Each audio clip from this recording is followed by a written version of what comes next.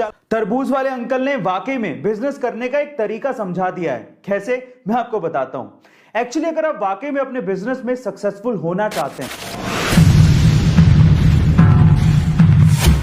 आजकल की जनरेशन अपने आप को बहुत ज्यादा ओवर स्मार्ट समझती है।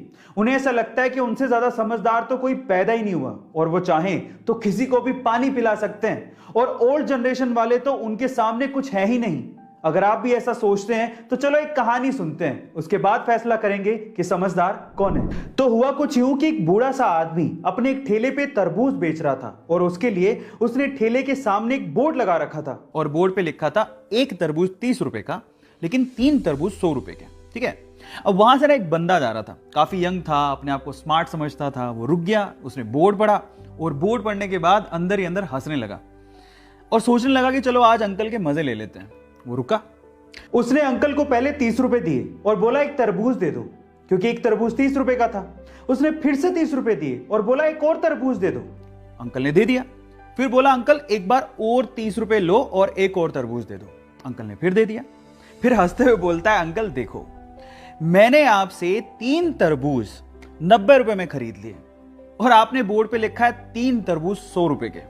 अंकल बिजनेस बिजनेस धंधा वंदा आपके बस की बात नहीं है, इसे बंद कर दो, घर जाओ।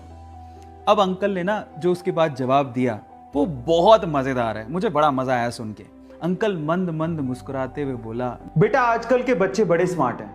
वो चाहें तो एक तरबूज खरीदने आए थे, वो एक तरबूज खरीद के निकल सकते हैं या फिर सीधे भी निकल सकते हैं, लेकिन मुझे बिजनेस सिखाने के लिए और मुझे अनपढ़ साबित करने के लिए वो मुझसे 3-3 तरबूज खरीदते हैं।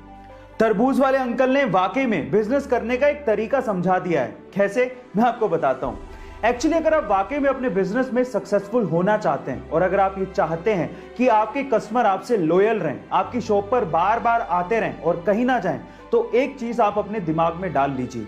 हमेशा आप कोशिश करिए कि आपका कस्टमर दिमाग में ये सोचे कि उसे माल सस्ते में मिला है और वो जीत गया है और आपने उससे ज्यादा मुनाफा नहीं कमाया है। जब कस्टमर दिमाग में जीता हुआ महसूस करता है ना, तो वो आपकी शॉप पर बार बार आएगा। और यही तरबूज वाले अंकल ने भी किया। उन्होंने इसीलिए अपनी दुकान के आगे वो बोर्ड लगाया ताकि हमेशा लोग ये समझें कि वही सबसे समझदार हैं और अंकल बेवकूफ हैं। Now moral of the story, देखिए ऐसा है कि चालाक होने में और बुद्धिमान होने में काफी फर्क होता है।